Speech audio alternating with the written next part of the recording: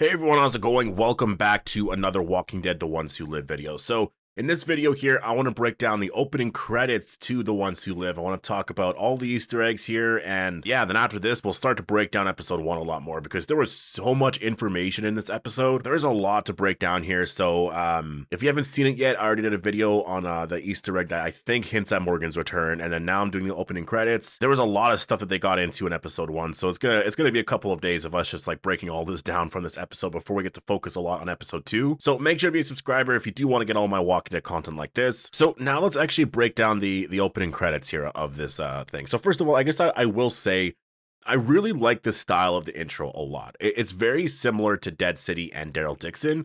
We see Michonne and Rick together here in the opening shot. And then we saw the bridge that blew up. Obviously, that was the last time that we saw Rick Grimes. So, you know, it's a nod to sort of the past and what happened. And I like the style of the animations that they're doing here. And they've been doing this obviously for Dead City and for Daryl Dixon as well. The Walking Dead final season kind of had something very similar, which obviously was the start of all this here, but I think they've just perfected it a lot more. And I just really like what they're doing here. I think including the characters in it is definitely really cool. Really, it's for me, what pops out is a lot of the other stuff that it's the tone of it and all of that. And it really depends on like the colors that you pick, right? And I like the fact that it's not just like one tone the entire time, right? The music in this intro is very military-like. So I mentioned this before. It really feels a lot like Medal of Honor Frontline. I mean, I don't even know if any of you have played that, but that's an old game that I used to play when I was a kid. And it's very similar. It's basically very military-like. And that's kind of what it's like. It's just, you know, I guess it's just what the show is, because this show is so focused, like obviously in the military. And so we have that military vibe, right? And then it just transitions into the music from the very last episode of The Walking Dead, which I think is just so perfect, because that theme at the very end is very iconic. Honestly, like when you watch that, it's just like, where did that come from, right? So using that here and just sort of incorporating it with the beginning pieces here, I think it works so well, and it's a perfect theme song, because you don't want to reuse the Walking Dead theme song, right? Which is obviously amazing, but that last bit at the end of The Walking Dead was just like everyone's talked about it. And so just using that here, I just think it's a really incredible theme song. Honestly, I do think it's memorable, it fits, and it works. And I really like the military feel to the whole thing here. We do have this really epic shot of the CRM flag. So this was the first shot here where I was like, whoa, that's really cool, because it's making the CRM seem just very like official, like this is a real thing. And again, like with the music and everything, the tone, it feels very military like, and it kind of feels like an old World War II video game or something like that. Like, I guess like Medal of Honor, like I said, it's the feeling I get when I watch it. It's really that simple. We then see some new windmills and whatnot, and yeah, just basically shows us the CRM's power, many helicopters in the air, which is obviously very important. Like before this, we've only really ever seen just one helicopter in the air. That's been the thing with the CRM, is like, we'll see little things here and there. And obviously it made a lot of sense, because they were so far away from Philadelphia that you just saw one helicopter, right? It was going to be one helicopter just sort of in the middle of nowhere, because they were out there on missions doing stuff, right? So we weren't going to see a bunch of helicopters. And so seeing stuff like this is very important. Is honestly like very, very important, because it's just it shows, you know, just how powerful the CRM are, the fact that they can have all these helicopters here. And I hope that there is, I mean, actually, I guess we do know there's going to be a shot later on in the season where there's at least like 2 helicopters flying in the sky.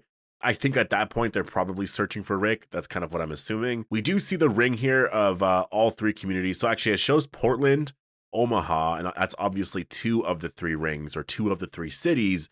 And then the third one is like secret. So it's sort of just like it cuts into that. And then we see the Civic Republic of Philadelphia, which is sort of what they're calling this base now. And we've always called it the CRM. I guess it is technically still that, but they are kind of going by the Civic Republic of Philadelphia. And that is obviously a secret name, because nobody knows that it is set in Philadelphia, right? And so there's also a lot of spots that are marked everywhere. And obviously that seems to be like outposts or like places to travel. They just have a lot of notes on things of just like where to go sort of thing. It's all this stuff is secret. Only the military knows about this. And I feel like even like basic military soldiers don't even know about these things. We then get this shot of Rick here with the CRM soldier uniform on, and yeah, obviously the credits here show Robert Kirkman, which was very nice to see. Like, it's just so cool to have his I don't think he's involved in this show at all. This is obviously, it's just, it's based off of the Walking Dead comics, but Robert Kirkman is such a special part to the Walking Dead. I really wish that he played a role a lot more in the franchise here, because it was always so exciting. And that's one of the things that I miss about the Walking Dead is the comics. I really do miss the comics. I want them to continue on. I really do. I loved every month being so excited about the next issue and seeing where the story was going. And ever since it ended, it's just been so sad. Like, I don't really even read comics anymore. The Walking Dead was the comic that I just always read, and I miss it. So yeah, really nice to see Robert Kirkman here. We do see a secret map of the Civic Republic of Philadelphia, which is very, very cool. There's a lot of little things here that it's kind of hard to say exactly what this means right now, but there's like the ruins right here and all that. So I don't know what that's referencing yet, but I'm assuming we are going to find out at some point, obviously, in this show here. We have this one shot where it shows the classifications of everything here, and we see infantry, which is obviously sort of where you start out in the military. If you do join the military anyways, that's sort of, I think, where Rick Grimes and Pearl Thorne are right now. I think they're in the infantry. There's the command part to it. I think that, at the very top there, I think that's Major General Beale, though it is hard to say. He could be above that because, there's only one person there. I don't know who else would be in that position. Depends, like, because where would you put Okafor, right? He was a lieutenant colonel, so would he be in the frontliner part to it? It's very possible, but he could also be in the command part because maybe Major General Beale is just above all of this, and this is just more for everyone else, right? Because Okafor wanted Rick Grimes to be a frontliner. That's what he was trying to do. He was trying to get Rick Grimes and Pearl Thorne to be a frontliner, because if you can get them to be a frontliner, to be in the force command or whatever, then, they're able to do other things. And I do think the command part and the frontliner part, they are the ones that, like, they do all this stuff. Rick Grimes mentioned in the first episode, we see the bombs, when they leave, and then they come back and they're not there. So, like, we don't question that or whatever, but they know what happens, right? So they are the ones that are responsible with that. It's the frontliners. Like, they're the ones doing all of the top secret stuff that no one else knows nothing about. And so we have supervisors here who, obviously, they're just supervisors of the infantry and whatnot, but I do think supervisors and the infantry rank, that stuff it's just very basic stuff. It's just, you get the military to do certain things and just, some of the smaller missions and whatnot. And that's what Rick and Pearl Thorne have been doing, right? They've just been doing missions like that. So it's going to be interesting to see if Rick and Pearl Thorne do rise in the ranks and whatnot, and just sort of where that goes. Because it's, as of now, it's kind of hard to say where that's going to go, right? It's hard to predict that exactly because of, like, Michonne's back now, right? I could see Pearl Thorne rising in ranks pretty fast, but will Rick, because Rick might try to leave. So Rick might just be kind of stuck where he's at. And if Pearl Thorne rises in ranks, she's not going to want him gone. And that line where she said, I won't miss Grimes or whatever, I'm wondering if that's going to come up in the future, where either maybe she helps him out in some way, or she turns against him because, again, she doesn't want him to leave. She needs to follow all the rules, and she will follow the rules, of the CRM, because obviously she doesn't want to mess up anything that she has there, right? We then get this shot here of, it looks like this is a lot of what they're using for the chemical gas and stuff like that.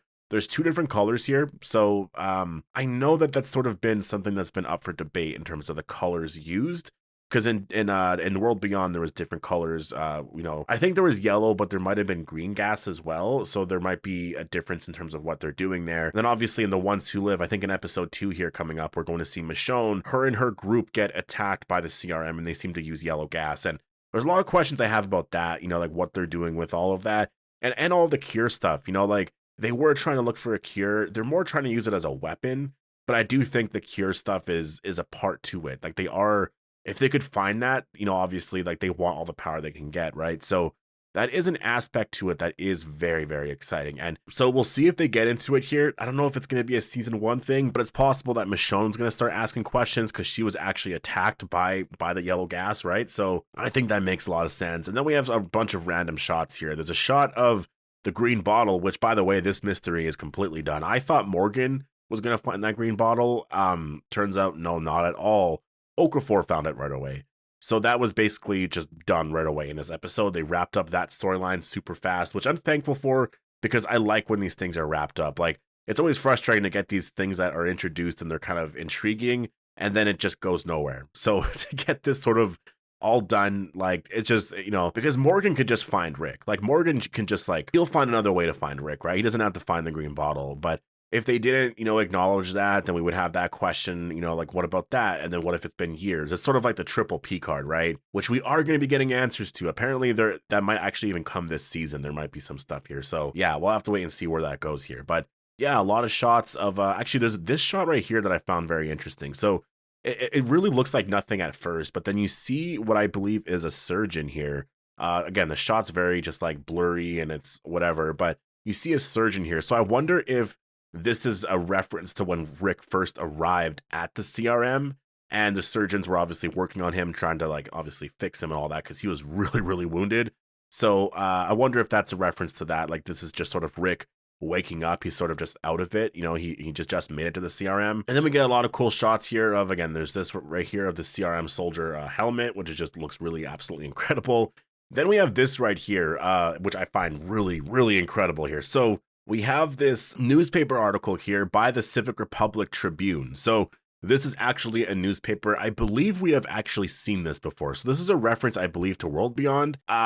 This is I think why. And I think why it gives us insight into what a lot of the things are happening with the CRM, because it says majority of CRC candidates call for oversight of CRM. So if you remember in World Beyond, I believe it was in Omaha or Campus Colony or wherever they were, you know, there was like this election process going on and there was a lot of things like that. And so obviously a lot of these politicians and all of that, you know, I think that a lot of people have questions about the Civic Republic, and it seems like the people of the Civic Republic don't trust the military.